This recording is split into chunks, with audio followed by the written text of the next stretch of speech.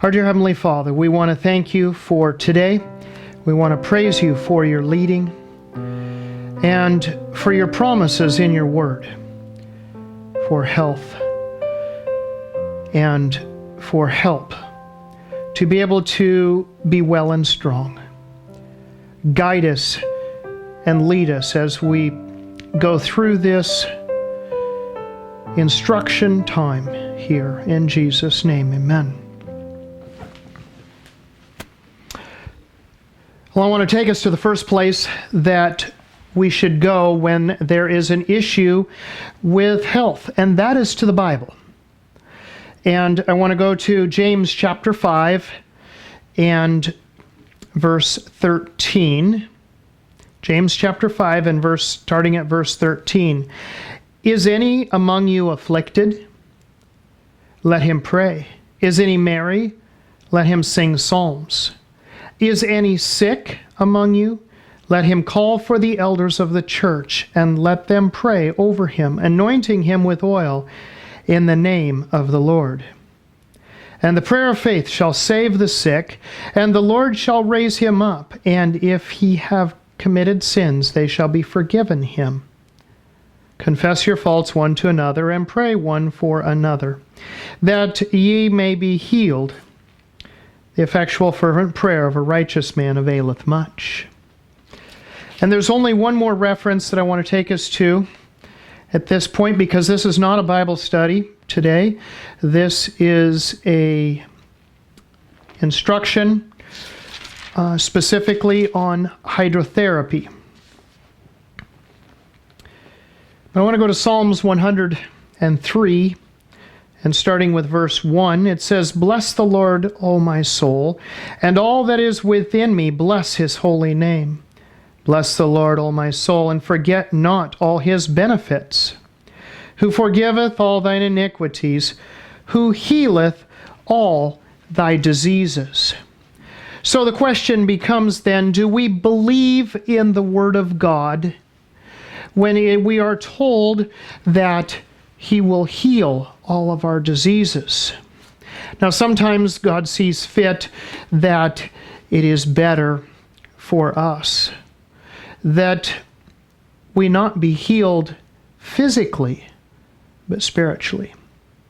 But we're specifically going to be talking today about physical healing from different ailments. Now, there are many diseases that are prevalent.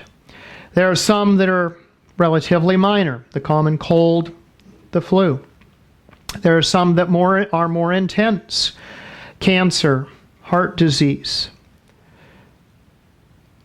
And there are some that are considered epidemics and that are traveling the world over and scaring people.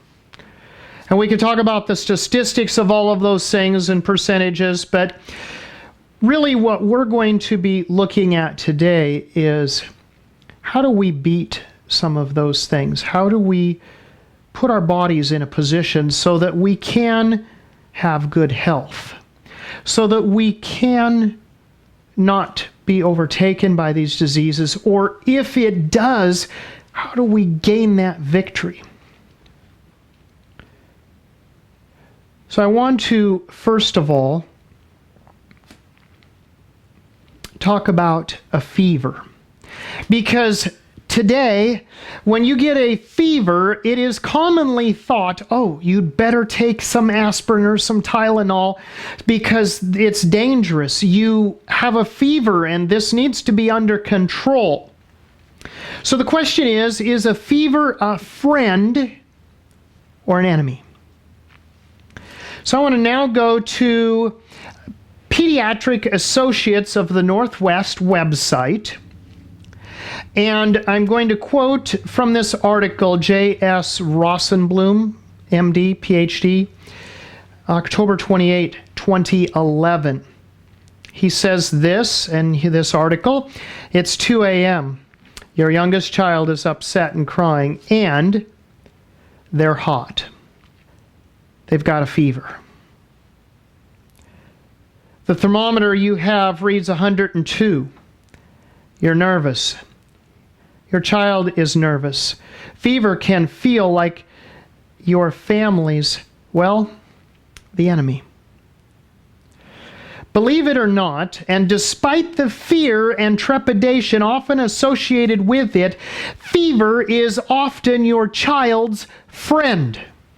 Now, if it's the child's friend, what about the adult? Yes, even more so.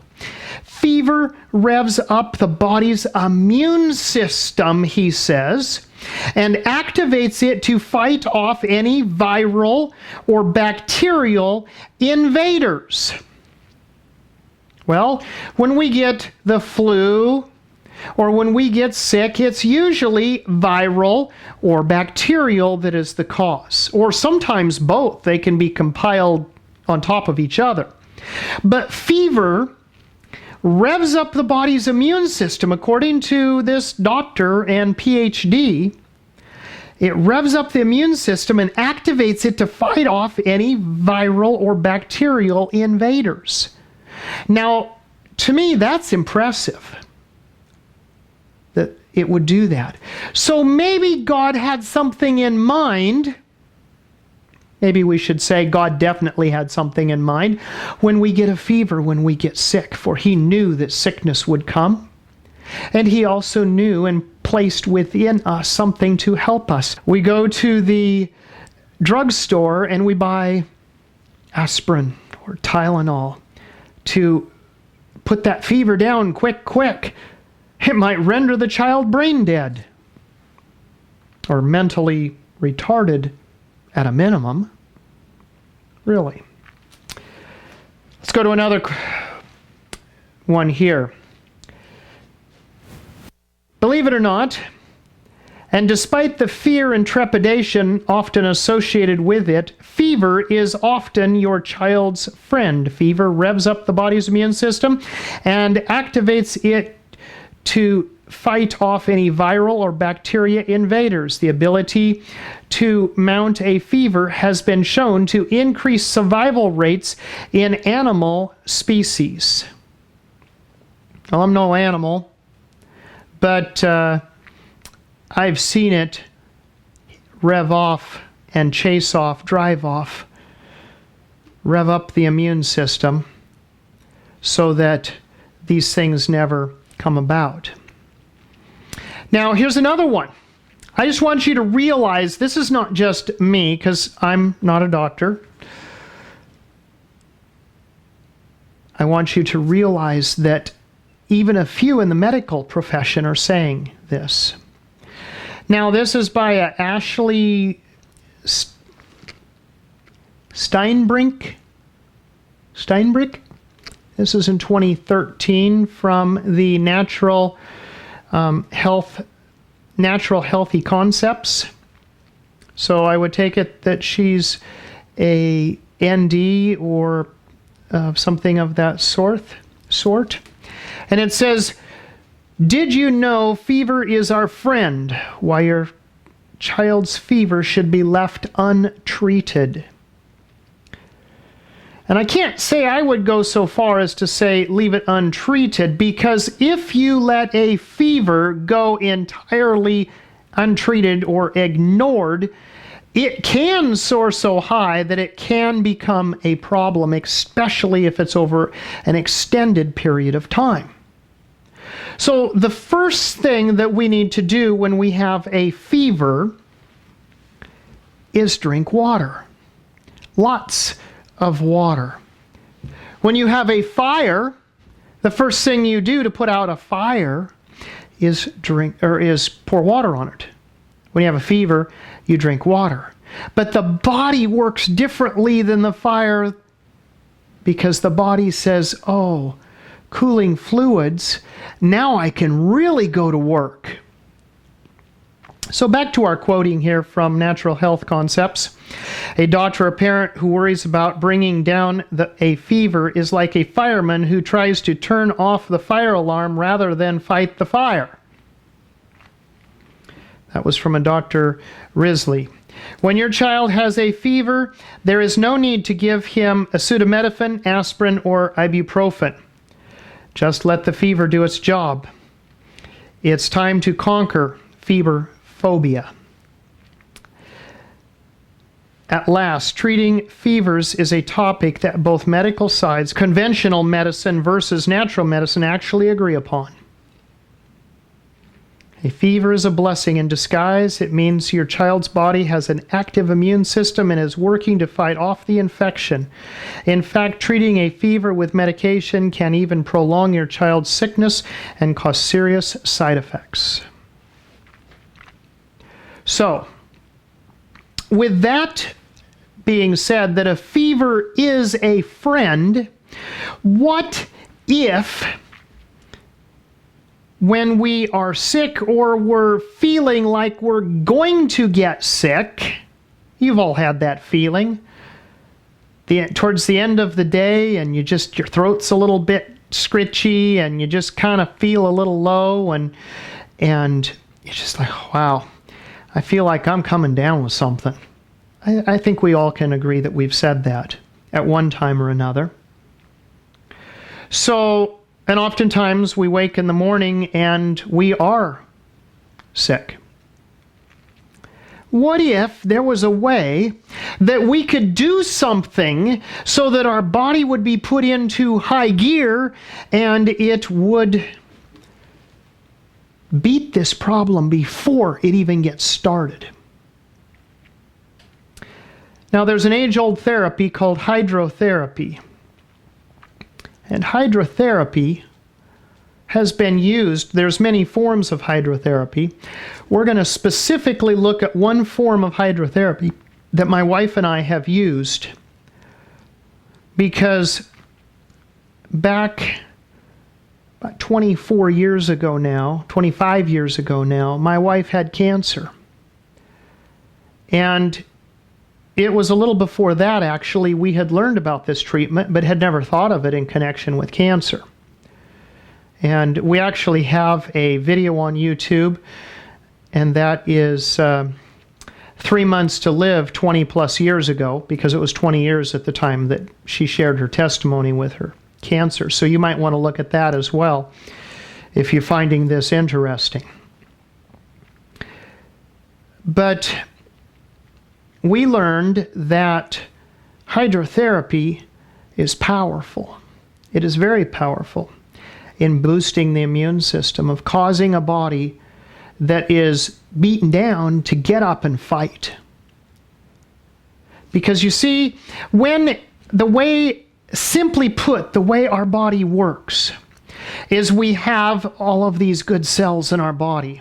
And when an invader comes along, that white blood cell comes out there and goes to battle. And sometimes it takes 2 or 3 of them, but they beat that germ, that fungus, that bacteria, that parasite that is causing the sickness. But they give their life. Well, if your body can only make them so fast, and then you're sick and your body's moving slower and it's not making them fast enough, and yet this sickness is able to reproduce their cells very quickly, you begin to go down further and further. But if we could use a fever hydrotherapy to boost that whole process of building good guys, to beat off and effectively destroy the bad guys, then we'll win. Not only will we not be as sick as long, or maybe not sick at all, as an incident that I will share with you here in a few moments, but we will be able to regain health quickly. Hydrotherapy. The things that it requires to do this is something that most of us have in our home right now. You wouldn't have to go to the store to get anything. So I think that first of all, we can say all of us have a bathtub in our home. Now, I suspect there may be a few that only have a shower, but you could probably go to a friend's house that has a bathtub, because you need a bathtub. of some type, one type or another. You need a bathtub. This bathtub that I'm showing you right now is the one where we're going to actually show you actually doing one of these treatments. So what do we need to do this? Well, the first thing that we need is we need a couple quart jars. And we need to be able to fill them with good water. Now, we don't want chlorinated water because chlorine and fluoride that are in the water systems will cause troubles and make the effect not effective. So we need distilled water or reverse osmosis water. We need a pure water. And we need tea. Now, for this treatment, we don't have to have some sort of nasty herb tea that you just got to gag to get down. This is peppermint tea.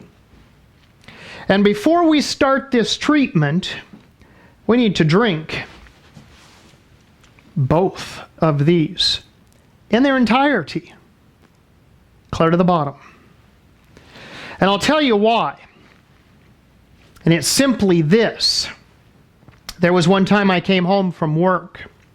Everybody at work was sick. I was a supervisor in a nursing home, of a maintenance supervisor in the nursing home. And I came home and I was feeling like I was going to get sick. And I told my wife, I need a fever treatment. Now, that means that we're desperate, because this hydrotherapy treatment that I'm about to explain to you is not a walk in the park, pleasant experience. It's very trying. But at the same time, it's very powerful and effective.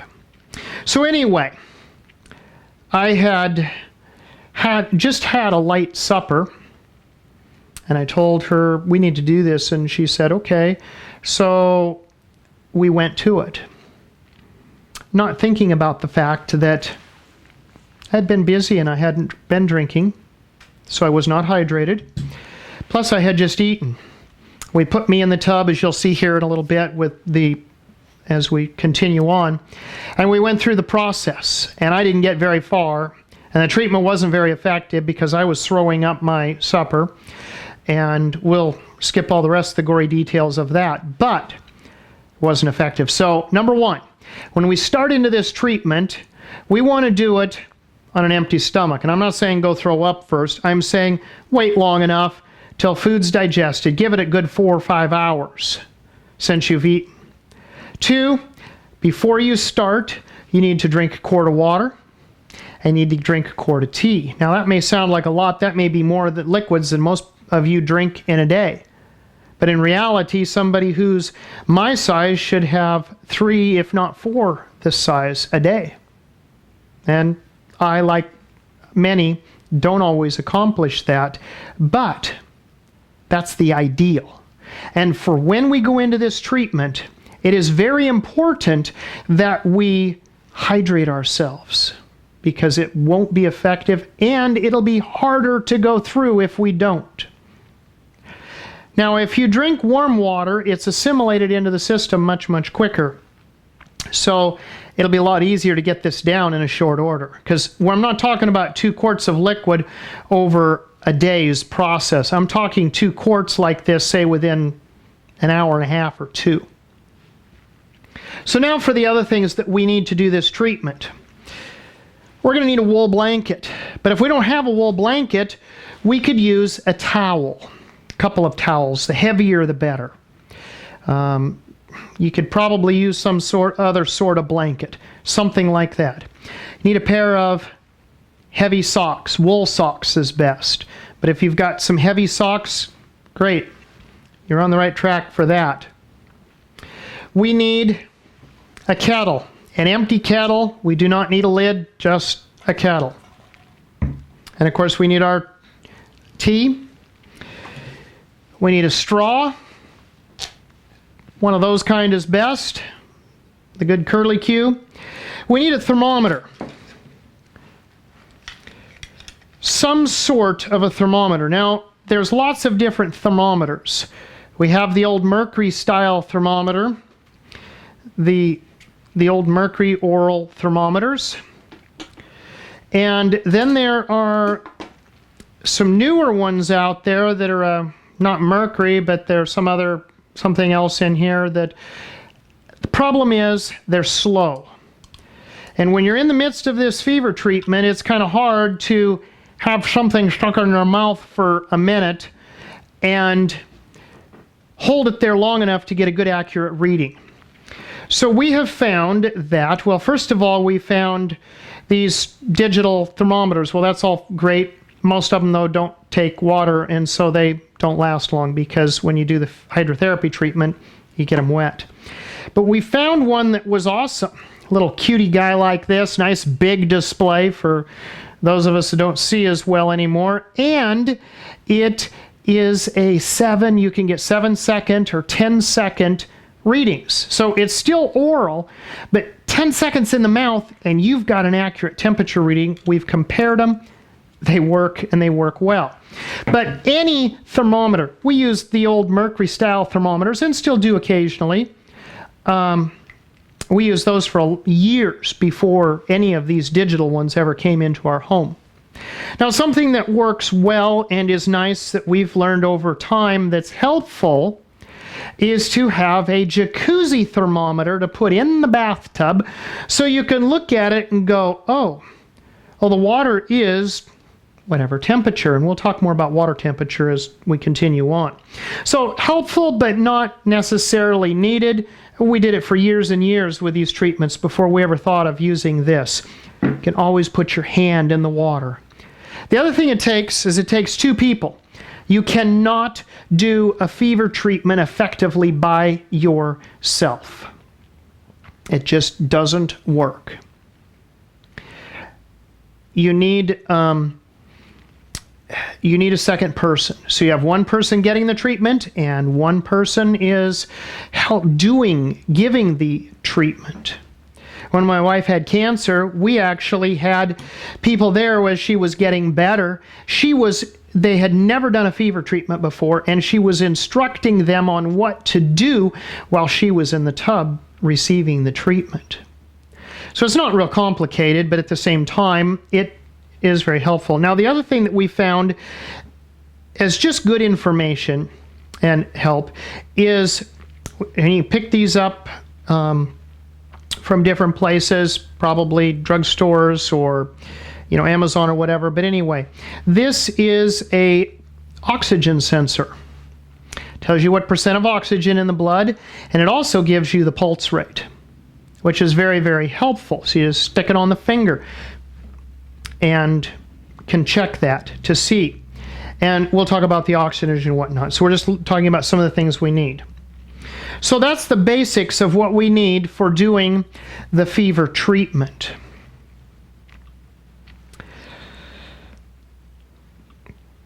Now, we strip the person down. We prefer to put them in a pair of like swimming trunks, swimming suit, so that they're in some sort of, preferably cotton, but it's hard to find cotton swimwear. But so that the person is somewhat covered up, because when you do this treatment, it causes them to be weak, very, very weak. And so that's another warning with this whole thing is when you're doing a fever treatment, the person giving the treatment needs to be at least strong enough to help assist the person in the tub to get out, because they're going to be weak when they finish the treatment. So what we do is we fill the bathtub up with pretty hot water. We need that water up at about 4 or 5 degrees at the initial fill up, and so that they can get into the tub. And that's just a good hot bath, normal hot bath that you would get in. So you get in the bathtub and you begin, you put the blanket over the person. You cover them with the blanket. And then you begin to add hot water to the tub. And one thing I forgot to mention, Most hot water systems kind of fail to have enough hot water. We've run into this issue before where we run out of hot water in the midst of the treatment and we're trying to heat it in kettles on the stove to get enough hot water.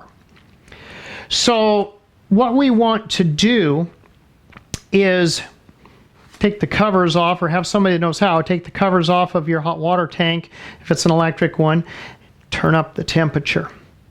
You want some hot water, but you also need to be careful because you can burn somebody. You don't want such hot water coming in.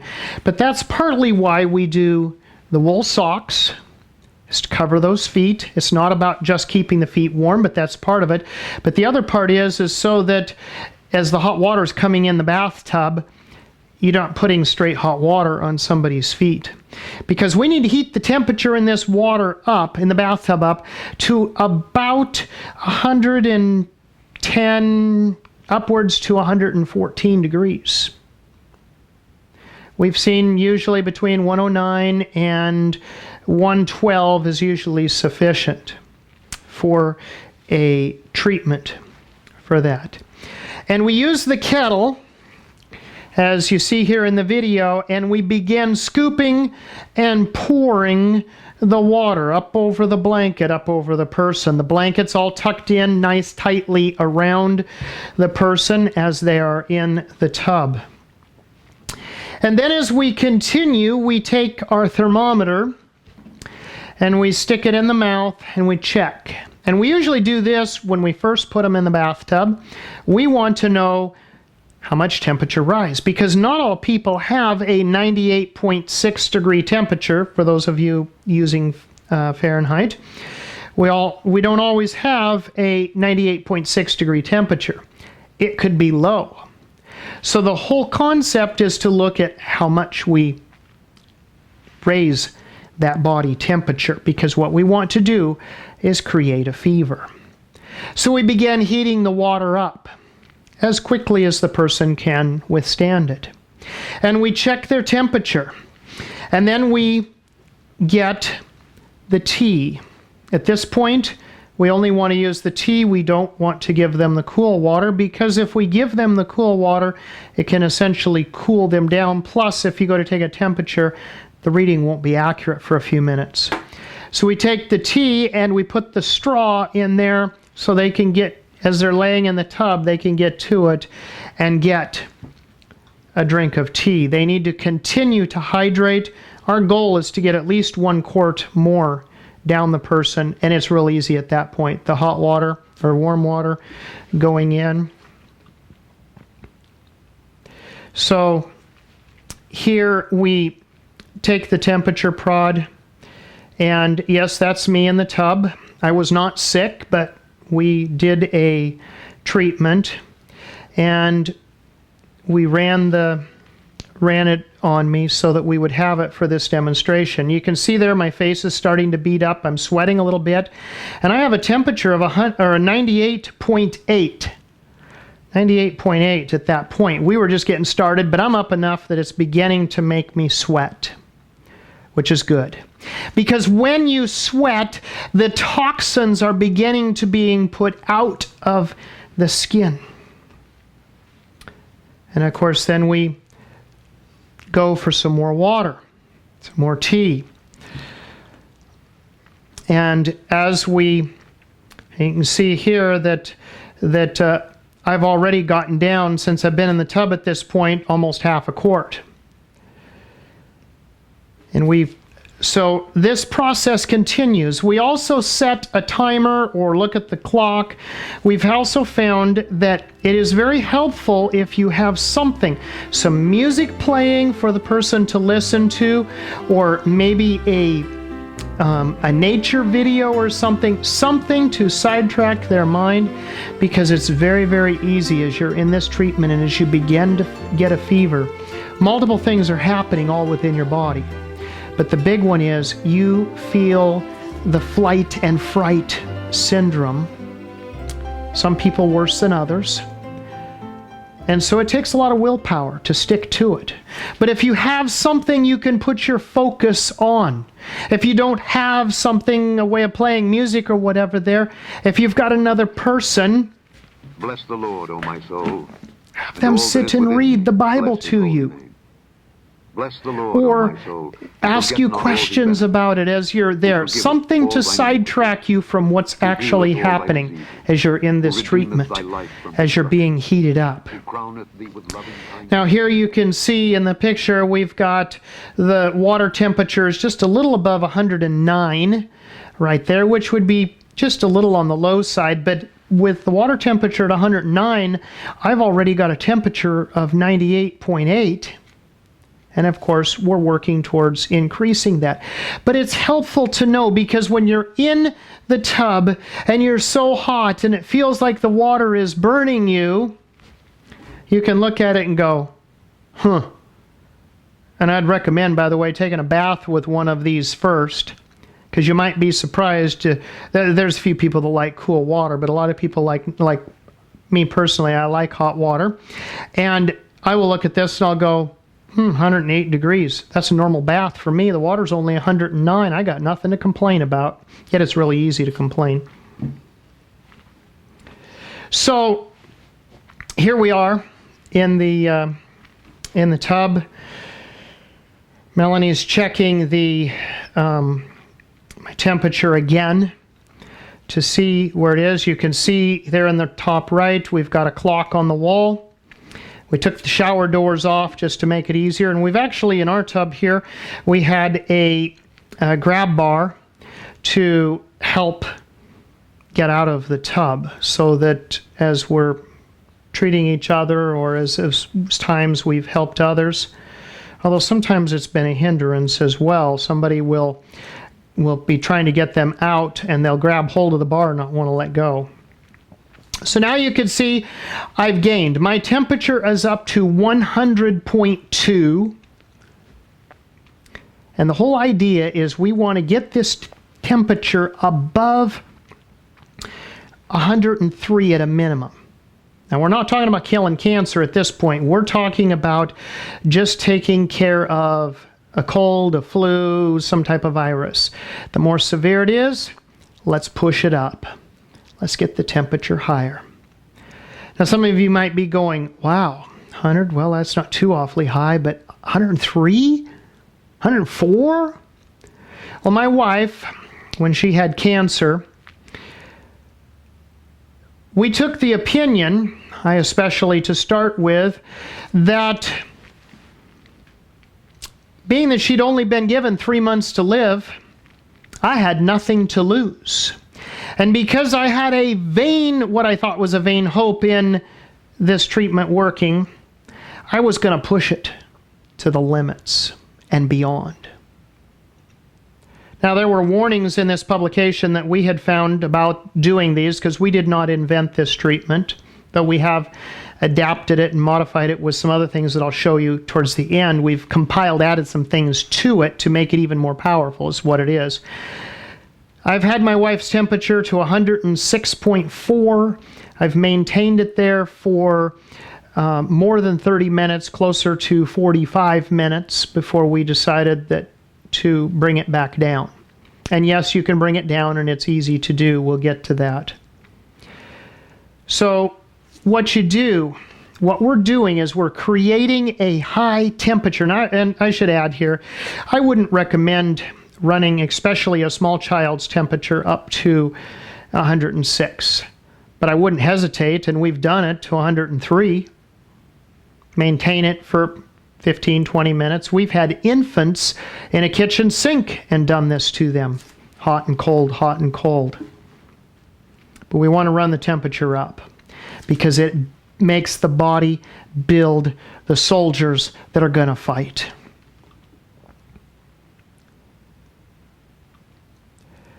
Now you can see we've been heating the water up. Water's up to 110 degrees. And my temperature is now 101.8. 101.8. The other thing that we do now along the way, we always used to, and this method works if you don't have one of these little fancy guys that gives you the pulse and whatnot, because as you're doing this treatment, one of the most important things that you do is you cover the person up. as you keep the hands and the feet under the water. Now, as you've seen here from some of these pictures, part of me is sticking out of the water. But we're constantly taking the kettle, scooping and pouring, scooping and pouring. We're keeping that water moving so that, because your body will create kind of an insulator against that, so you keep it moving so it can't create that insulator. And so you keep scooping and pouring the water over the person. Get it up around their neck. You don't have to pour it over their head, but get it up around the neck. Keep that blanket nice and warm as it's over the top of them. And keep their hands and their feet in the water. But occasionally we'll bring the hand out and we'll check the pulse. Is it regular? Is it normal? As far as what is the pulse.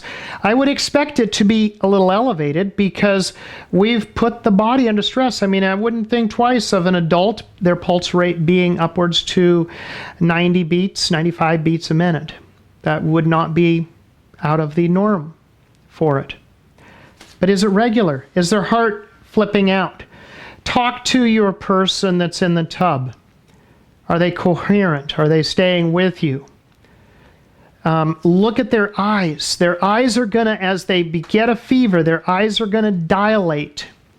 And as that pupil dilates, you can tell, my wife has done so many treatments on others now that she can look at the eye and tell you within a couple of tenths of a degree what their temperature is, just by looking at the eye. And no, it's not iridology and all that kind of thing. It's just looking at how dilated the pupil is all it is. Of course, the temperature prod is the accurate way. So you keep talking with your person and you keep them in there. Now, it's really hard to stick to it and to stand there. A minute seems like an hour when you're in that tub and in that hot water and you're sweating and you're just plumb miserable like that. That's why we use the things to help distract, as far as interaction, Bible study, or watching something or listening to some music. Now, one of the things, and I didn't bring this in here today, but one of the things that you need is you need some ice. And you need a 5-gallon bucket, and you can fill this bucket up with water. It doesn't have to be distilled water. You can just fill it up with water and dump a bunch of ice in it. You can go down and buy a bag of ice or get it out of your ice machine, out of your fridge or whatever, or make some ice. If you're going to make your own ice, try to make small cubes. You'll see why as we continue on. So what we do now is we take this cloth, this hand towel, as the person begins to sweat. You don't want to do this. If you put this cold cloth on them and they're like, "Burr," nah, too soon. Wait until it feels good. And as we begin, we take the cloth, and as you saw there, just wipe the face off and take it back off. As they get hotter, you will want to put that cloth on their forehead and or behind their neck. And the reason for that is initially we thought, we were in the understanding that it was to keep the brainstem cool so that they wouldn't become mentally cuckoo. But it's not that. It's about the patient's comfort. It's to help them not be so miserable so that they can endure this treatment a little longer, is what it's all about. So when you put that cold cloth on them that's right out of that bucket of ice water, and they're like, "Yeah, that feels wonderful," you know it's time to be putting it there. Back to checking the temperature again. You continue checking the temperature. 102.1, that is not edited video. That is the clip. Just as we did it, we didn't stick the thermometer in hot water to get it to read something that it's not. My temperature was actually 102, which is really not that high. Now, we've got a close-up shot here of my eyes. You can see, as I'm even in a light room, I kind of look like I'm on drugs. And my family was telling me at this point, "Open your eyes, open them up big." And I'm trying to open my eyes big, and yet I've got a fever, and I'm just plain miserable at this point. And you can see there the pupils are quite dilated, and my temperature is 102. So we want to keep this up. And every person is different. I can't say that you got to do it for a certain length of time. I've read discussions and articles where people have done these treatments up to 2 hours. I've never seen anyone that could endure that. We usually find that after about 30 minutes, once the temperature gets above 98.6, 30 minutes is an eternity.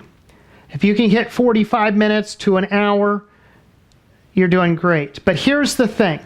The higher you can get the temperature to go, and by the way, the sicker a person is, the harder it is to get their temperature to come up. The first time I did a treatment on my wife when she had cancer, I didn't get her but up to 98.6 because her temp was so low.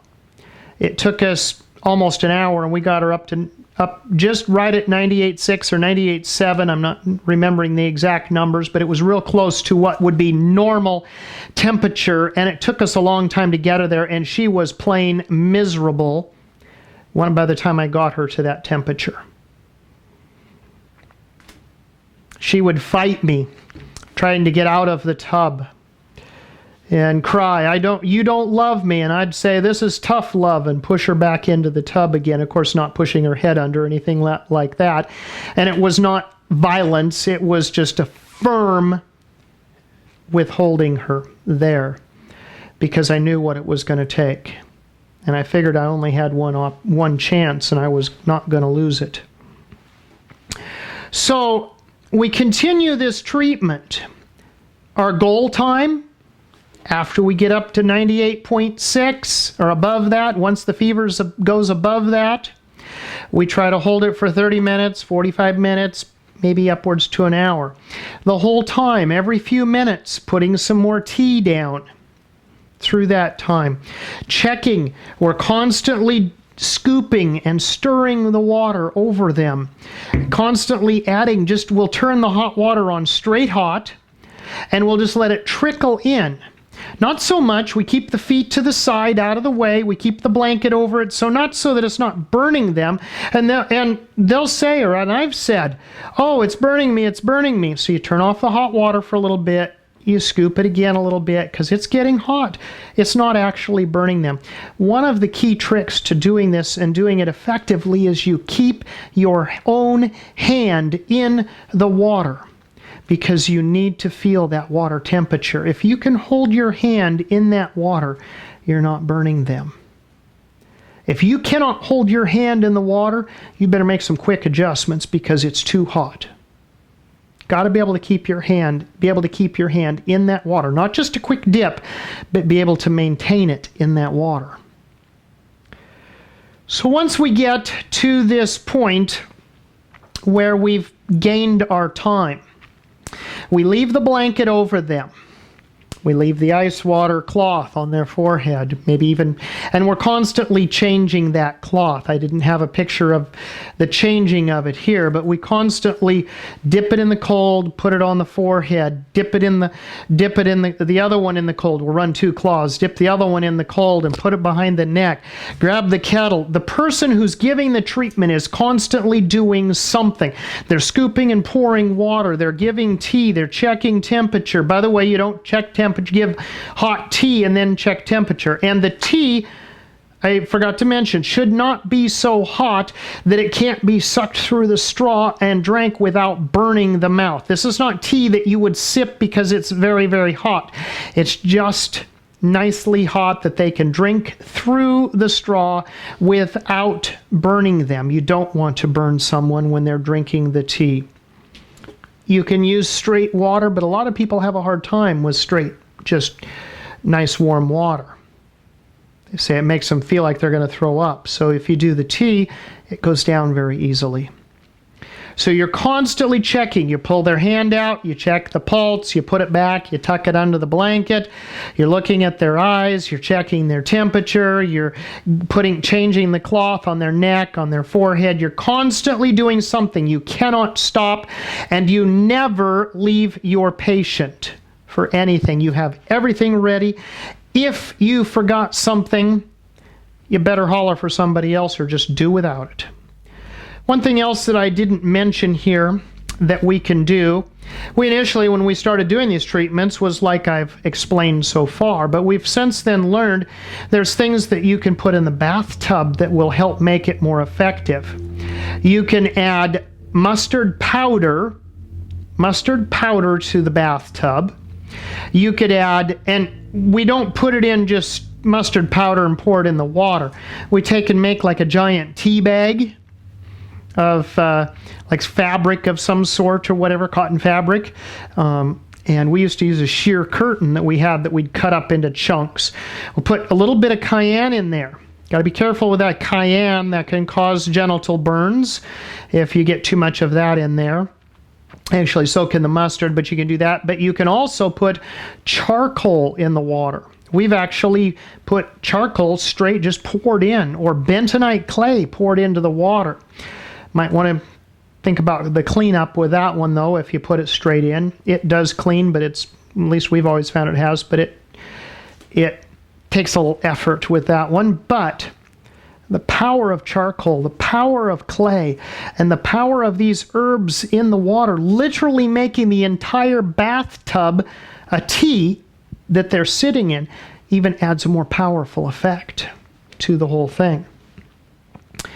So we've achieved our time for this. Our patient's good and hot. They're plain miserable. They're usually by this point pretty weak. And you've been constantly monitoring everything. It's gone good. By the way, one thing I should say before we get to this is, if there's any reason in your mind as you're doing this treatment that something is not going right with the person in the tub, their heart's fluttering, they're acting kind of funny, or just whatever, abort the bath. Be done. I don't care if you're 12 minutes into it. A little bit's better than nothing. You might try it again later and build up. Different people's tolerances are different. The longer you can do pushing it up there, the better the treatment and the better the effect you're going to have. So if it's just they're being squirmish, by the way, what we've done when our children were younger and they were, say, 3 years old, or 4 years old, 5 years old or whatever, 2 years old, mommy would get in the bathtub. They're sick, mommy would get in the bathtub with them. And they're in their bathing suit, mommy's in her bathing suit, and we put the blanket over the top of both of them, and daddy gives the treatment. And I think there's been a few times that I was the one in the tub because I needed the treatment as well. By the way, it'll help you if you're needing the treatment, because then you're more conscious about your child and trying to help them, and it keeps your mind off of your own distress as you're going through this treatment. So what you do, how you get them out of the tub, whether it's 12 minutes into it and you're aborting, whether it's 50 minutes into it and you've had a successful treatment and it's now time to finish. What we do is, first of all, we make sure when we put our bucket of cold ice water together, that there was no big chunks of ice. We broke it up with something. So it's no bigger than an ice cube in there. And I've often if I'm giving the treatment, I'll stick my hand down into that bucket of water and make sure there's no big chunks. Pick up that bucket of water. Now this sounds like torture, but when you've been in this treatment, this is the most wonderful thing that you could ask for. So we've drained the bathtub of water. It's empty, or almost to the empty point, just right at the bottom. We pull the blanket down, get it off of their feet. If the person can get up into kind of a position where they're sitting and they kind of pull their knees up to their chest, wrap their arms around their knees. As they get up to into that position, you grab that bucket of 5-gallon water, and you're right, you pour that bucket right over the top, and you go get it over their feet, get it over their head, down their back, and don't just whoosh the whole thing. Just pour. Torture them with a little bit is what I like to say. And by the time you get, and I'm not saying a 5-minute dump of a bucket, I'm talking, it might take you, I don't know, I've never timed it, but I'm going to say 15, 20 seconds to get that bucket empty. Now, in the interim time, what we have done before we started the treatment, and we didn't talk about that before because I didn't want to sidetrack you with it, but what we do is we have a place that we've actually got an army cot, and we set it up right near the bathroom door because you want to do this close, but you could use a foam pad on the floor, you could use the couch, you could use anything. But what we found is nursing home pads are just the most wonderful thing. It's one of these guys, and we've been able to get some, but you can use plastic with a blanket over it if you have to. But the reason, like with the nursing home pad, is because it picks up things, but it doesn't let it penetrate through and ruin or soil what's under it. So if you don't have something like this, you could take and put down some clear plastic, 3mm plastic, 3.5mm plastic over whatever you're going to put the person on. And then you can lay a blanket over that. And then what you've done before you started the treatment as well is you took a plain old sheet, preferably cotton sheet, but we've used without color prints or anything on it. Something a sheet that if need be you could throw away, because we've actually done some of these treatments. If a person has been a smoker or is a smoker and you do one of these treatments, you will actually pull the nicotine out of their body and you will make this sheet to a brown yellow color and you won't wash it out. It'll ruin the sheet. We've seen it do it. We've also helped people be able to get free of their tobacco habit by doing these fever treatments. So what you do with this sheet is you take, and once you've got your 5-gallon bucket of water ready, because you got everything ready before you put the person in the tub, you take this sheet and you stick it in there and you get it good and wet in that cold water. If it's winter time, take the sheet, don't fold it up too tight, leave it like this or so.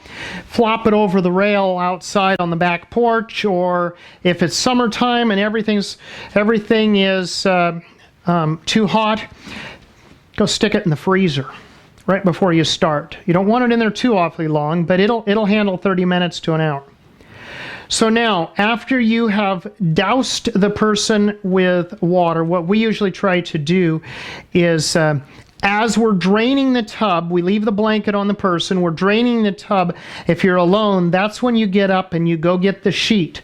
And you're trying to pull the sheet open and get it all opened up. Melanie, will you come help me here for a moment?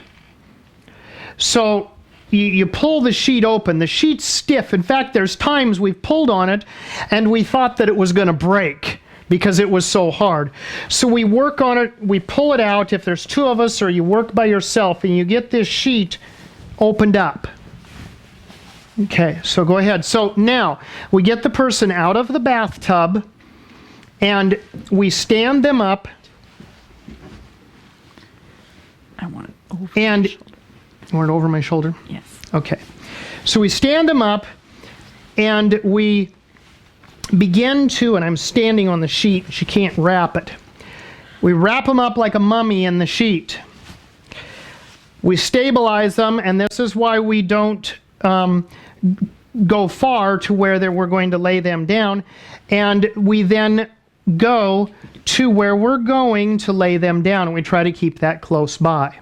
Now, if the person is weak enough that, and you think there might be, because they're sick enough or whatever, that they may not be able to walk very well to that, we've actually laid the sheet onto the cot, laid it out open, got them there. Melanie and I have had times where the two of us have tried to pick up a person that well outweighed both of us put together and drag them to, because they were so weak they couldn't get themselves there by themselves, get themselves onto the cot. There was also one time that we flat couldn't get them out of the bathtub. It just wasn't going to happen. We wrapped the sheet around them and we left them in the tub for this second part of the procedure. Now, what we're talking about here is beyond the hydrotherapy treatment. What we're talking about here, this is called a cold sheet wrap. And we wrap them up in the sheet like this, and thank you, dear. We put them there on that cot for an hour, at least. But the best way to know how long that we are to leave them there is the sweat on their forehead. Not to mention the blankets we pile on us. Oh, yes, when we wrap, I did forget to mention. So when we put them down onto the cot, wrapped in the sheet, we stack a whole bunch of blankets on them. So that, layers of blankets, not the wet one that was used in the tub, but dry blankets we pile over the top of them, and we will put 5 or 6 blankets on them. Because, see, what we've done is we had their body temperature really hot. And then we gave them a quick douse of cold water, which closed all the pores, but the body core temperature is still hot. And then we wrap them in that cold, wet sheet, and we take them to the cot. And now, as the heat begins, it begins to force out all of these toxins out of the system. So, first of all, we created a fever, which created good soldiers in our body. And now we're getting rid of toxins, and we still are running a minor lower temperature. I've seen people that'll be out there in the cold sheet treatment laying there, and we'll check their temperature, and we'll take the bucket with a little bit of the ice left that we scooped out of the tub, and maybe add a little more water to it in a cold cloth to put on their forehead while they are in the cold sheet treatment, though they usually don't want that very long. A damp cloth usually to wipe the sweat off their face. They don't usually want that ice very long, but we've seen temperatures of 103 or more often with that kind of thing. So at this point, this is when you go to work again as the caregiver, and it's time to get the blanket out of the bathtub, get it wrung out. We put it in a bucket, get it to the washing machine, and get the bathtub scrubbed out. Get it cleaned. No toxic chemicals. We don't want toxic chemicals in the tub. We don't want them to absorb that. We didn't use those before, and we don't use it after. If we're really concerned about it, some food-grade hydrogen peroxide mixed in some water to cleanse it with. But we want to keep it real simple. We definitely don't need residue of Mr. Bubbles or something in the tub. So now what we're going to do is we periodically check on them. And you wipe their forehead off with a damp washcloth. And if you see that beating up of the sweat, that's good. And you ask them, are you sweating? This is a good time to rest. Oftentimes when I'm in this treatment, this is nap time. And you've gone through enough, your body's gone through enough, it's not hard to take a nap at this point. And you get your rest during that. And as the caregiver, you've gotten everything all cleaned up, and you've gotten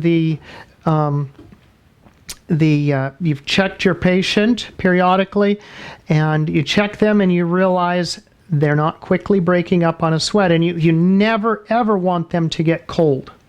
They need to feel like they're warm all the time. So now it's time to get them out of the tub, or out of off the cot with a sheet. So we unwrap them right there on the cot, just kind of pull open the wrappings, help them sit up. They're usually not nearly so weak, and they can walk on their own, sometimes with a little assistance depending on age. Back to the bathtub, because we're not done yet. We're going back. So then what we do for this part is we get a container of salt, a whole dish of salt. And we're not actually going to do it here because I don't want it just on the floor, but make a mess. But what we do is we take some of the salt and we get it in our hand, and we have a moist hand in our or a moist hand, just a bit of water. So, and we get the salt in our hand. And then we begin at the hands, and we get it in both of our hands, and we begin to do the treatment. And we go like this, and we work our way. We start at the extremities, and we work our way quickly. It's like taking 40 grit sandpaper to the skin. It's not real intensely painful or anything like that, but it definitely gets your attention.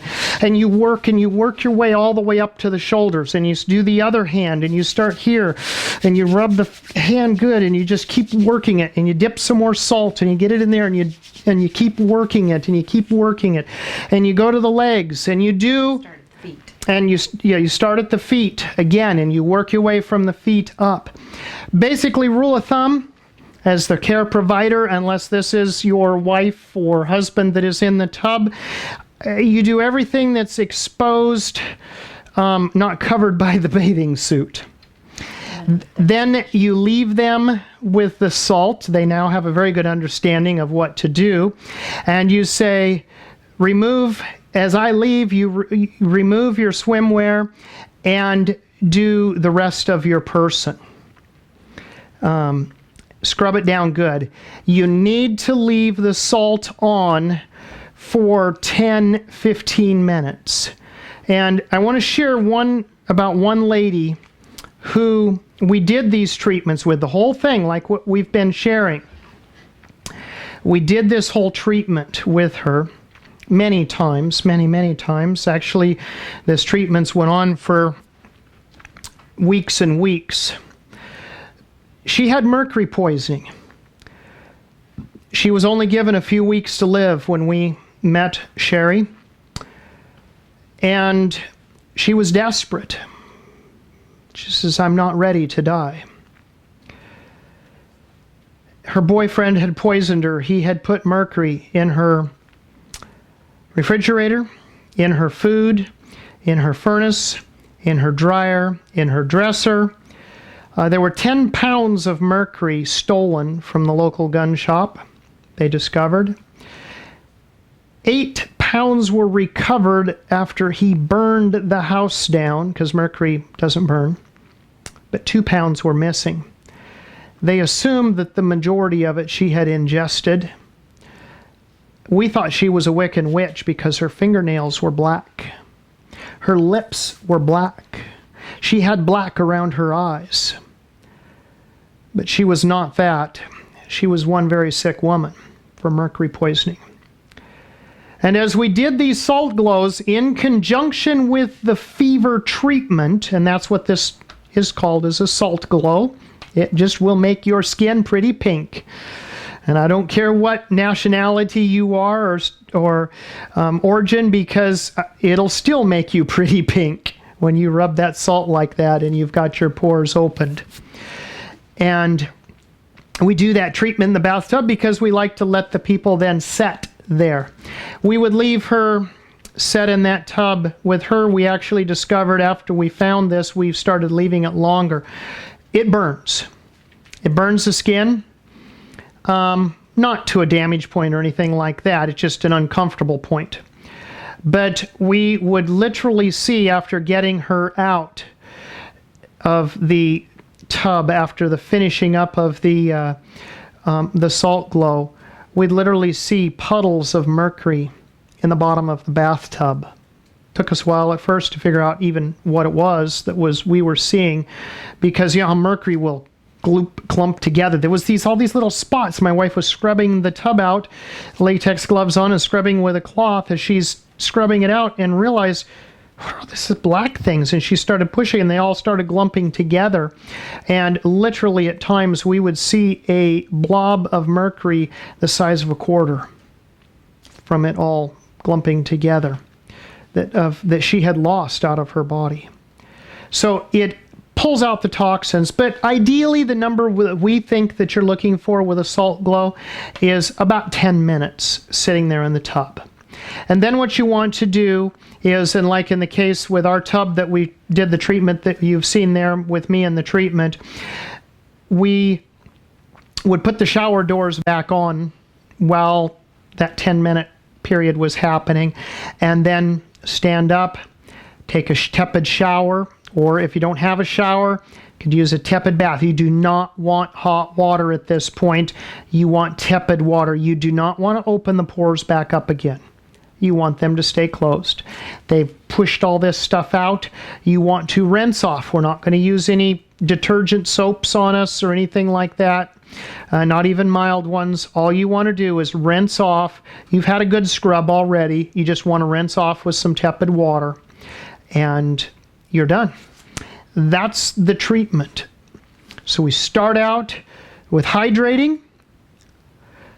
Then we do a fever treatment, upwards to an hour, 30 minutes to an hour. Then we do a cold sheet wrap. And then we go to a salt glow. And then a tepid shower at the end to finish. So I hope this has helped you to be able to find a way to beat these viruses that are becoming a bigger and bigger problem. Because this works, we have found, as a preventative as well as a cure for it. With that, I want to say, God be with you. And may He be your strength and health. Let us pray as we finish.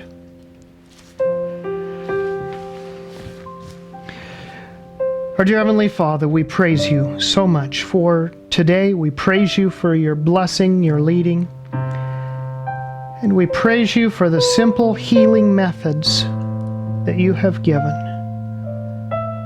May the honest in heart find this instruction useful. Lead and guide us in Jesus' name. Amen.